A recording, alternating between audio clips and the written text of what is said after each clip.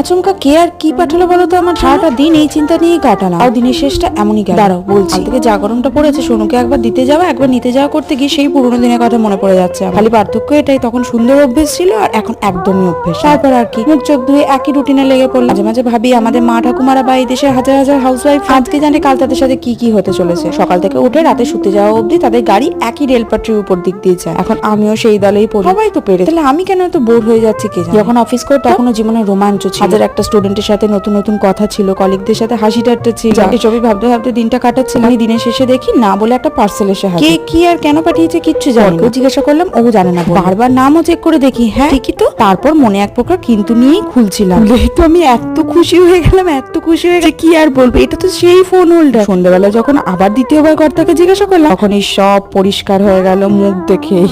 তো আমরা এদিকে ভিডিও করি আর তোমরা এমনি আরো মিনি ব্লগসের জন্য চ্যানেলটিকে ঝটপট সাবস্ক্রাইব করে নাও।